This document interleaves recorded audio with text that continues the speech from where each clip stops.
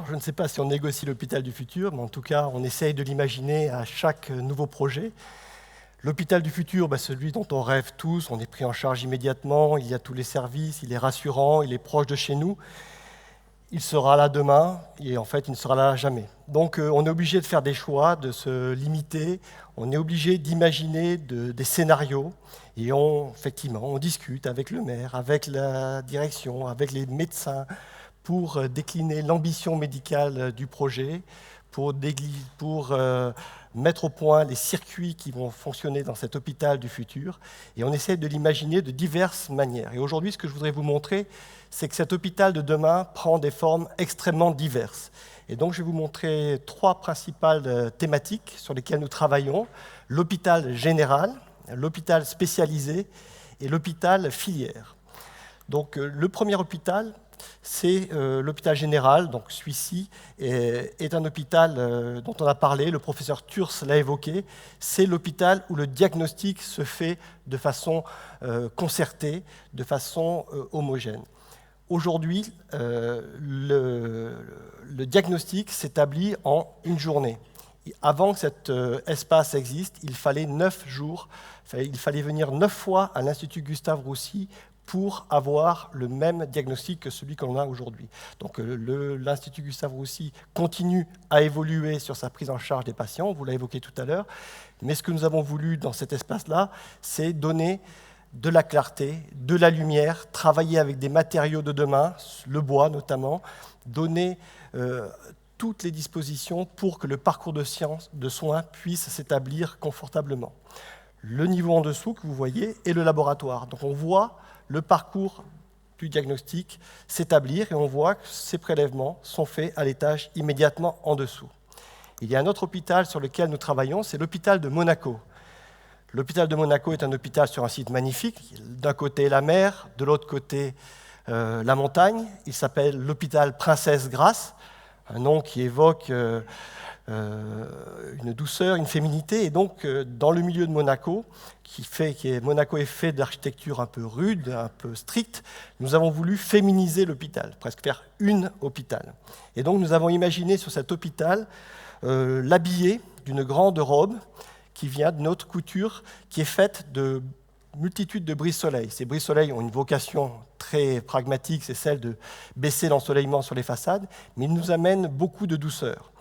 Et avec ces brise-soleil, nous avons créé un léger soulèvement, que vous voyez ici en bas de l'écran, qui nous permet de laisser libre accès à un hall qui est volontairement démédicalisé. Donc aujourd'hui, cet hôpital-là travaille sur un accueil généreux, ouvert, avec des expositions de peinture, avec une bibliothèque.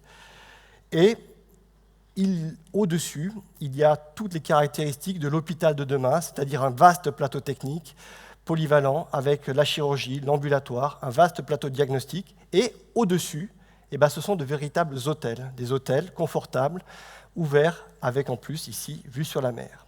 En contrepoint de ce modèle, qui est le modèle général, fait pour un pays, Monaco, certes un pays restreint, mais que l'on retrouve dans toutes nos grandes villes de France, il y a le modèle spécialisé. C'est ce que nous avons fait pour la clinique Arago.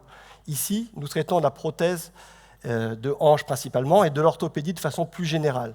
Donc c'est un hôpital plus petit. L'hôpital de Monaco que je vous ai montré précédemment, nous allons le terminer en 2030.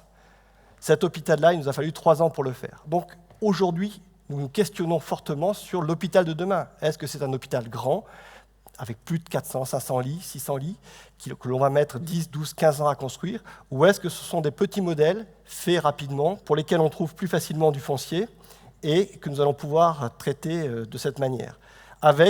On retrouve des caractéristiques similaires, c'est-à-dire que le hall est plus restreint, nous sommes sur un petit établissement, mais une volonté de démédicaliser un accueil ouvert, généreux, mais dans lequel on voit peu de patients.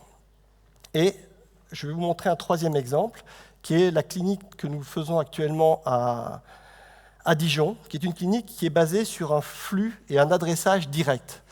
Donc il y a un adressage pour les urgences, bien entendu, un adressage pour la maternité, et en partie centrale, l'adressage se fait pour la chirurgie, et l'adressage est le même pour la chirurgie qui va se faire en ambulatoire, je rentre et je sors dans la même journée, où je rentre et je vais passer 2-3 nuits dans l'établissement. Et donc ce circuit a été particulièrement étudié avec les architectes, mais surtout avec les médecins, avec le process, avec l'administration, pour que tout converge, le dossier administratif, l'espace, les processus, pour que tout converge et que le patient et son accompagnant soient traités de façon extrêmement précise.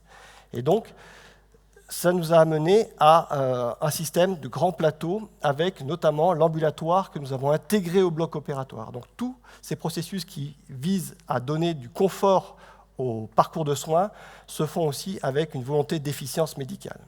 Et puis lorsqu'on construit des hôpitaux et des cliniques, il y a aussi 2 paramètres qui sont toujours très importants, c'est l'enseignement et la recherche. On a entendu le professeur Raoult, voilà le bâtiment qu'on est en train de préparer pour lui.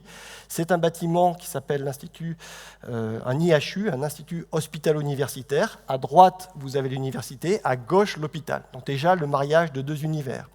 Il va se faire dans le bâtiment que vous voyez là, une recherche publique et privée. Et le professeur travaille aussi avec des pathologies qui viennent d'Afrique, des étudiants qui sont souvent sur le bassin méditerranéen, et une recherche qui va s'établir ici. Donc, un bâtiment qui concilie beaucoup de monde. Et je pense que l'hôpital de demain, c'est bien celui-ci. C'est cet hôpital qui saura allier les efforts de tous pour exister dans la ville. Et peut-être même que la ville elle-même sera apte à prévenir davantage nos pathologies. On l'a vu dans plusieurs interventions. On pense que demain, la santé est avant tout affaire de prévention plutôt qu'être curatif. Donc on pense que l'environnement que nous créerons ensemble doit nous aider à repousser le moment où nous passerons dans un établissement de santé. Merci.